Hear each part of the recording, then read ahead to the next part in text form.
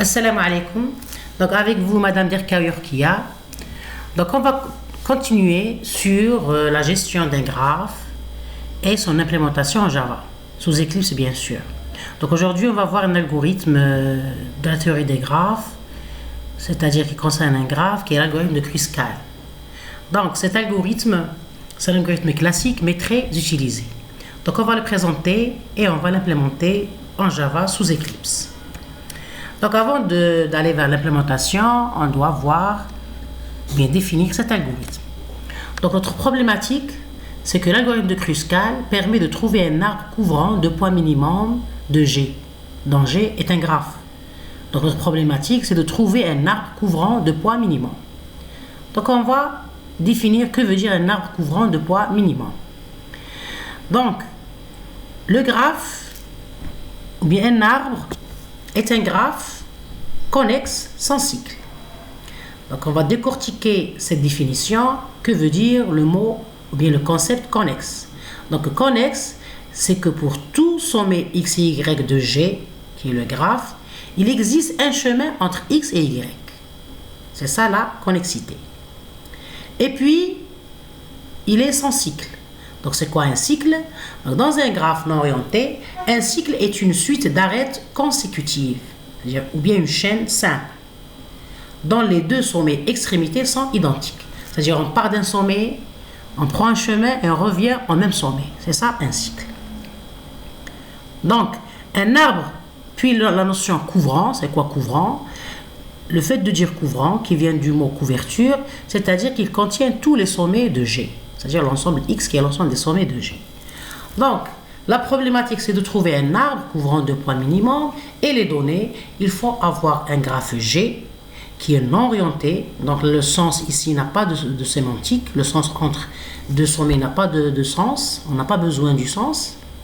Et puis, il est connexe et il est pondéré, c'est-à-dire que les arêtes ont une valeur ou bien une capacité. Bien.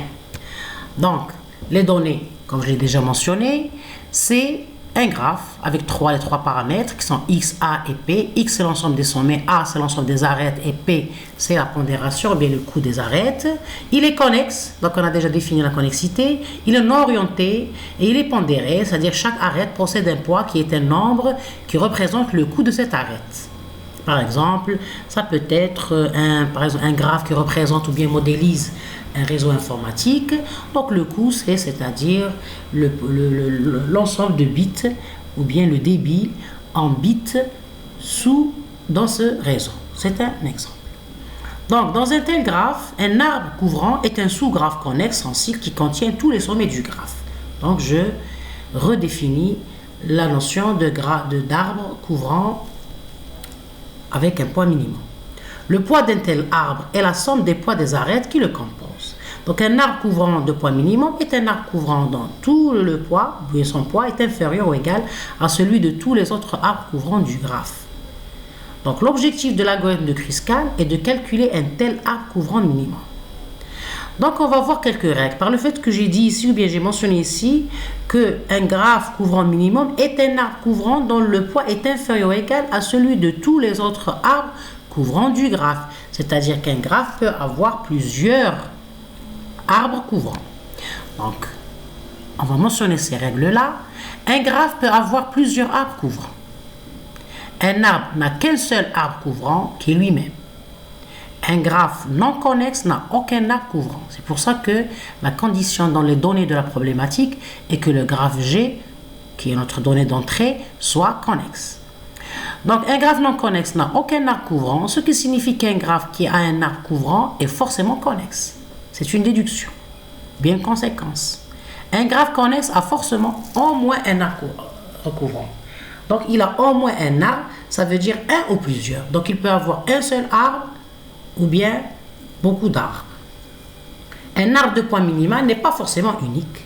Donc il est unique si et seulement si le poids des arêtes du graphe sont deux A2 distincts. Ça c'est une exception. Si on a le poids des arêtes du graphe sont deux A2 distincts, le graphe il est unique. Mais dans un cadre général, sans spécificité, un arbre de poids minimal, bien un graphe, va avoir plusieurs arbres de poids couvrant de poids minimal. Bien. Donc, un exemple d'application d'un arbre ou bien c'est-à-dire l'utilité de ce modèle qui est l'arbre, et puisqu'on vient de le voir, l'arbre c'est un cas particulier du graphe. Un arbre est omniprésent en informatique. Il peut modéliser plusieurs problèmes réels. Donc c'est un modèle très utilisé et très pratique.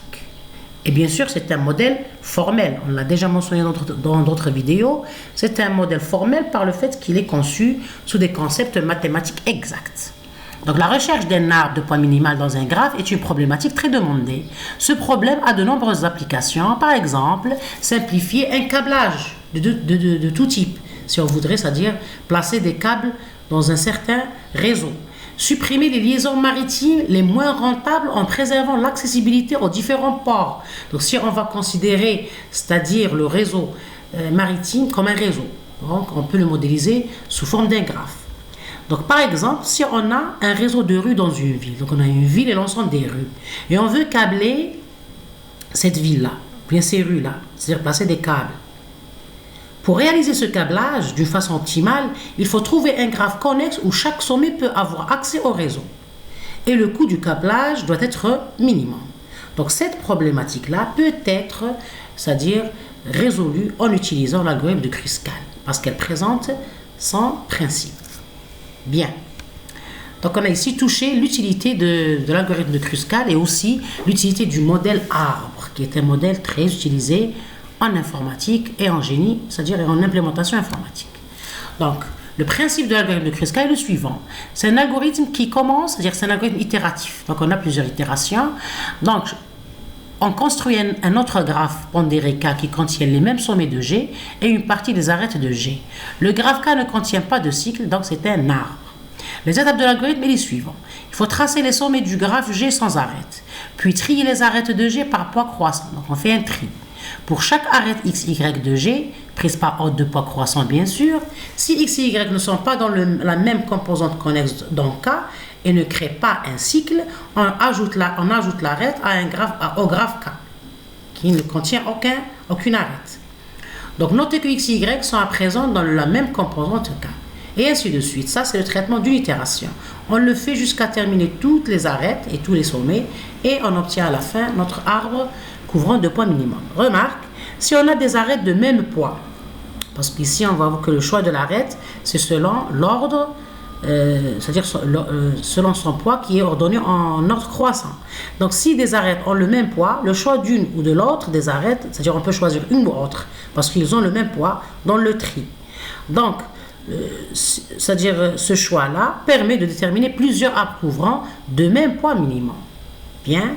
Donc la sortie de cet algorithme-là, c'est 0 si, c'est-à-dire on a c'est-à-dire un seul arbre, 1 si on a plusieurs arbres. Ça c'est, c'est-à-dire lorsqu'on va toucher ça dans l'implémentation Java. Bien. Donc je donne un exemple d'exécution. On a par exemple, comme exemple, ce graphe-là qui est un graphe pondéré et non orienté et connexe. Donc après l'exécution de l'algorithme de Kruskal, on obtient deux arbres. Donc le premier arbre, il est de poids minimum 14. Le deuxième, c'est le même poids, mais il est différent sur le plan, c'est-à-dire les arêtes qu'il contient.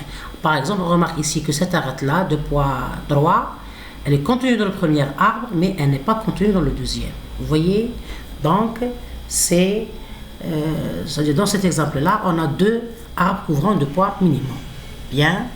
Donc, on va essayer d'implémenter ce graphe-là en Java. C'est-à-dire le travail à faire, c'est qu'on va implémenter l'algorithme de Kruskal en Java sous l'IDE Eclipse et on va appliquer cet algorithme-là sous cet exemple-là. Et bien sûr, pour structurer notre graphe, on va utiliser la matrice d'adjacence. On a déjà cité ça dans d'autres vidéos. C'est-à-dire la structure la plus utilisée, c'est la matrice d'adjacence ou bien d'incidence.